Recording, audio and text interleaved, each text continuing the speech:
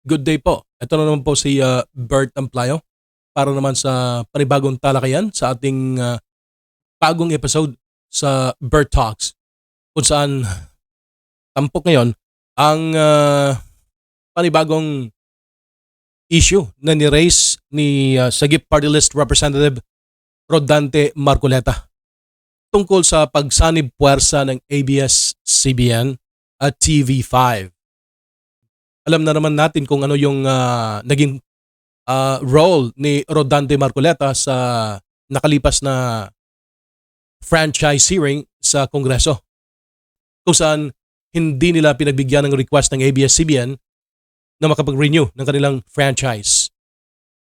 Alam din natin yung ABS-CBN at saka yung TV5 ay magka-kompetensya dati. Ngayon ay lumalabas na pinag-isa ang dalawang malalaking dambuhalang network. Nagsanib puwersa yung ABS-CBN at TV5 sa panibagong deal na pinasok ng dalawang network. So, ito yung laman ng balita. TV5 lumabag sa prangkisa sa ABS-CBN deal. Ito yung ayon kay Marcoleta. Naniniwala si Sagip Party List Representative Rodante Marcoleta na nilabag ng TV5 ang broadcasting franchise ito nang pumasok ito sa partnership agreement sa ABS-CBN. Sa isang privilege speech, binanggit ng mambabatas ang Section 10 ng prangkisa ng TV5 na nagbabawal sa pagsasanib nito sa ibang kumpanya nang walang paunang pag-aproba ng Kongreso. So dito klarong-klaro na wala naman tayong nakitang moves on the part of TV5 na humingi ng approval sa Congress. Lalo pat katatapos lang yung eleksyon sa Mayo. So wala tayong nakita o narinig na manifestation ng TV5 na humingi ng approval ng Congress patungkol sa pagsanib o pagsasanib nila ng dating media giant ABS-CBN. Yung balita, sabi pa nga, kinumpirma ng Biyernes na nagbenta ang TV5 ng 35% stake sa network sa ABS-CBN sa halagang 2.16 billion pesos. Sinabi ni Marcoleta na ang pagbebenta ng mga stock ng TV5 ay parang paglilipat sa ABS-CBN ng mga karapatan at obligasyon nito sa ilalim ng prangkisa nito. Tinanong niya kung maaaring gawin ito ng isang kumpanya kahit na hindi ito binigyan ng prangkisa ng Kongreso dahil sa mga paglabag at hindi pagbabayad ng mga obligasyon nito. Sabi pa nga ni Marcoleta, I think the merger left a bad taste in the mouth.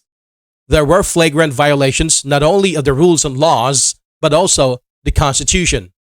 I think even the Constitution was desecrated by ABS-CBN by violating the exclusive Filipino ownership and management of mass media by the issuance of what we called the Philippine Depository Receipts. Ani Marcoleta, na kailangan pang bayaran ng ABS-CBN ang mga administrative charges laban dito na umabot sa humigit kumulang 1.6 trillion pesos. Ang laki. Ang laki ng utang ng ABS-CBN na kailangan bayaran. Nauna nang itinanggi ng ABS-CBN network na meron itong mga paglabag sa prangkisa. So pinanindigan ng ABS-CBN na wala silang violation. Yung sa Kongreso, base sa kanilang hearing, lumalabas na meron talaga. Akala lang siguro nila wala pero meron. So if in case, kung talagang totoo to na may utang ang ABS-CBN na 1.6 trillion pesos, dapat lang talaga bayaran nila bago sila makabalik sa media business. Kasi parang humanap lang sila ng loophole na yung mga responsibilidad nila sa dating prangkisa nila hindi nga nila nababayaran. At tapos ngayon, pumasok pa sila. At parang nag-piggyback, sumakay sa ibang network para makapagpalabas ng kanilang mga programa. Eh, sa tingin ko at sa tingin ng marami na nakausap ko, malaking kalokohan to. Ano ba talaga yung specific na mga violation ng ABS-CBN? Bakit hindi o ayaw bigyan? Bakit ayaw bigyan ng Kongreso ng prangkisa yung ABS-CBN? Ito yung mga violation as per the results of the hearing conducted multiple times ng Kongreso. So after 13 comprehensive and exhaustive congressional hearings, the controversial franchise application of ABS-CBN was finally concluded on July 10. That was around a couple of years back, more or less. On that day, members of the House of Representatives Committee on Legislative Franchises denied the application of the media network with overwhelming 70 assenting votes in favor of the resolution denying the franchise application of ABS-CBN Corporation to construct, install, establish, operate, and maintain radio and broadcasting stations in the Philippines, as opposed to 11 who voted in the negative, 2 who inhibited, and 1 who abstained. Ito yung context ng yung context behind the decision of Congress. It says here, a franchise is a privilege and not a demandable right. Yung prangkisa na hinihingi ng ABS-CBN, isang pribilehiyo at hindi to isang bagay na dinidemand. It is a permit originating from the sovereign power of the state and thus subject to regulation and the police power of the state via relevant institutions including Congress. So yung prangkisa nanggagaling dapat sa Kongreso. Kasi yung Kongreso, ito yung nagre-represent sa Estado, which is the Republic of the Philippines and the people in it. The primordial consideration of why a franchise is given to a mass media entity is fundamentally based on the notion of the promotion of public good and public interest as deemed determined to be important by the state. If, in any case, a media network falls short of such an expectation, the state can take back such privilege and give it to another who it deems more deserving. So ito nangyari.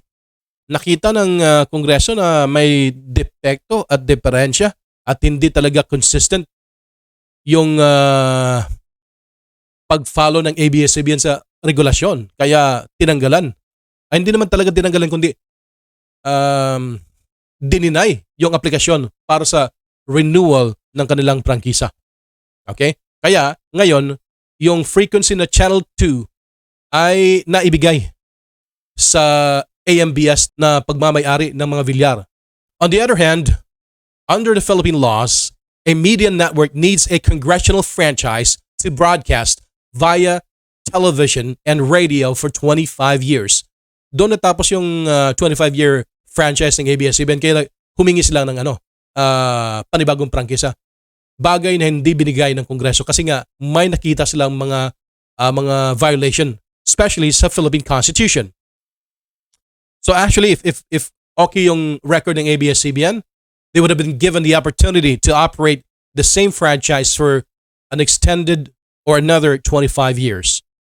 Ano ba yung mga violation na lumalabas dito sa sa ABS-CBN? Kaya sila hindi binigyan ng panibagong prangkisa. Ito yung findings ng Kongreso. ABS-CBN franchise has expired, thereby it needs to apply for a new franchise for it to be able to operate. In the course of its application, Congress found the broadcaster to be undeserving of a grant for a new legislative franchise. Therefore, Congress denied the application of ABS-CBN. Is the denial of the ABS-CBN franchise application just about vagaries, whims, and caprices of members of Congress? Kung sabaga, ano to? Yung pag-deny ba sa ABS-CBN ng prangkisa nila ay trip-trip lang? Kasi gusto lang ng ating mga representante? Well, definitely, makikita natin may basihan. At the end of the congressional hearings on the ABS-CBN franchise application, where the media network was given the wide latitude and opportunity to to defend itself against the alleged violations it is being accused of, the Committee on Franchises Technical Working Group recommended the denial of the franchise application of ABS-CBN Corporation based on the following grounds. Number 1. Dual citizenship of its chairman emeritus Eugenio Gabi Lopez III as against to 100% Filipino requirement for the ownership and management of mass media as prescribed by the 1987 Constitution. The Filipino citizenship and allegiance of Mr. Lopez to the Philippines was found to be doubtful and implausible. Ibig sabihin, sa ating Constitution, sinabi doon na dapat yung media franchise, yung media entity na nagbo-broadcast sa Pilipinas ay dapat 100% Filipino-owned. Ang problema sa ABS-CBN, yung chairman at may-ari ng kanilang network ay kahit pa Filipino pero hindi siya matatawag natin na 100% Filipino kasi nga he is an American citizen.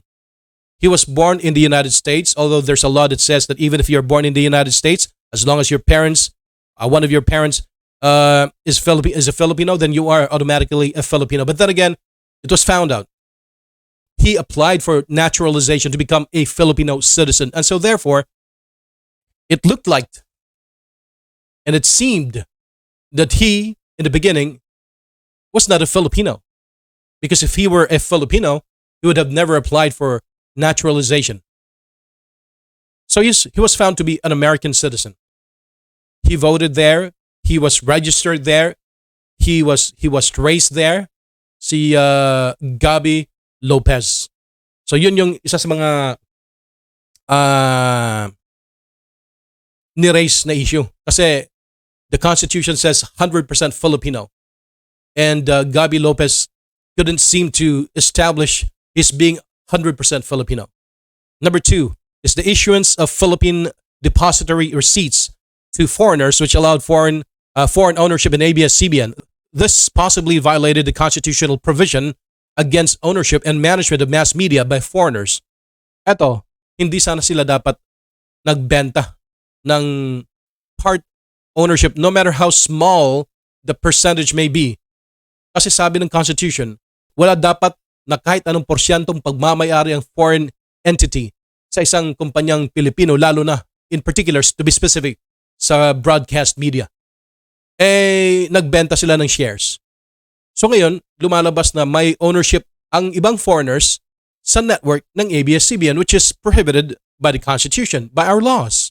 Number 3, unlawful return of assets to the Lopez family after martial law. In the course of the hearings, ABS-CBN was not able to prove beyond a reasonable doubt that it is indeed the absolute owner of its assets and properties and not the government or someone else. To note, the submitted copy of ABS-CBN's Transfer Certificate of Title, or TCT, of its mother Ignacia property, wherein its main broadcast station and transmitter are located, has no actual record on the Register of Deeds. Likewise, there are no records of the arbitration proceedings. There is just a compromise agreement between the parties. There are also no records of proceedings leading to the said compromise agreement. So wala talaga. Walang naipalabas na dokumento ang ABS-CBN that can prove otherwise. So, violation to. Number 4, violation of its previous franchise by operating a pay-per-view channel in its ABS-CBN TV Plus, the KBO channel, without prior approval or permission from the National Telecommunications Commission, NTC. May mga proseso tayo. May mga batas tayo dapat sundin. Kahit sino ka pa. Pero anong nangyari? Hindi sinunod ng ABS-CBN ang pag-operate ng KBO channel nila. Pay-per-view channel. Walang paintulot galing sa NTC. So that's another violation. Number 5, it's unauthorized use of Amcara's legislative franchise and ABS-CBN apparent use of a dummy. Naggumamit pa ng dummy. Number 6, the less than exemplary labor practices, including the many documented labor law violations like the failure to regularize many of its employees. To note, only 25% of the 2,661 out of the total 11,701 total workers of ABS-CBN Corporation shall, and its subsidiaries, are regular employees. So dito, lumalabas na hindi patas at hindi fair at hindi sumusunod sa labor laws ng ating bansa ang ABS-CBN. Number 7, questionable and unjust tax avoidance schemes which are not necessarily illegal but not also commendable and praiseworthy, and borders on being immoral when viewed in the light of the billions of pesos of lost revenue for the Philippine government, which could have funded much needed basic services for the Filipino people. So yung mga tax scheme nila na parang lumalabas na pinapalusot o naghahanap ng palusot para hindi makabayad ng eksaktong tax or buwis. Ibig sabihin, since if ever it were true, lumalabas na salungat sa paniniwala ng nakakarami na yung ABS-CBN ay supposedly nagbabayad pero lumalabas na hindi pala nagbabayad ng sakto. So, it was to the disadvantage of the government because hindi nakukuha ng gobyerno ang dapat sana'y buwis na babayaran ng ABS-CBN. Violation yon. Number 8, biased reporting, inappropriate program content, and political meddling. Yung reporting, again, lumalabas ang reporting ng ABS-CBN may pinapaboran at nanghihimasok sa politika. So yun yung nakita ng mga kongresista na pumabor sa hindi pagbigay ng prangkisa sa ABS-CBN. So these grounds formed the very basis as to why Congress denied the ABS-CBN franchise application. So yun. So kung halimbawa matutuloy talaga at parang matutuloy nga kung walang intervention yung pagsanib puwersa ng ABS-CBN at TV5, lumalabas na scot-free. Parang walang obligasyon at responsibilidad yung ABS-CBN at pumasok na naman sa isang panibagong kasunduan na magiging for ABS-CBN parang makabalik sa ere. No? Parang walang liability. Lumalabas na ganon. Yun yung pinalagan ni Marcoleta na sa ngayon ay tinututukan at posible pang maimbestigahan ang atong deal na pinasok ng ABS-CBN at ng TV5 at dahil dito lumalabas na may naging violation din ng TV5 according to section 10 ng prangkisa ng TV5 na nagbabawal sa pagsasanib nito sa ibang kumpanya na walang paunang pag-aproba ng Kongreso. Sila lang yung nag-negotiate. Sila lang yung nag-uusap. Hindi kasali ang gobyerno, which kung tutuusin ay nasa law na sinabi na huwag kayong pumasok sa mga ganyang usapan o operasyon na walang pahintulot galing sa Kongreso. Sa ngayon, ongoing pa yung trying to find out yung mga details ito. Kung may pananagutan ba talaga yung TV5 at lalo na yung ABS-CBN sa kanilang pinasok na agreement. Tingnan natin sa mga darating na araw kung ano yung mga magiging development nito. So sa ngayon, dito na lang muna tayo sa usaping patungkol sa pinasok na deal ng ABS-CBN at TV5. This according to Sagip Party List Representative Rodante Marcoleta. Kayo, ano sa tingin nyo? May paglabag nga ba ang ABS-CBN at TV5 sa pinasok nilang deal? Kung gusto nyo mag-comment, just drop your comment below and I will read them and see. Titingnan natin yung mga nasa isip nyo, mga perspektibo at mga punto de vista sa usaping ito. Ito naman po si Bert para sa Bert Talks. Hanggang sa uulitin. Have a great day and God bless.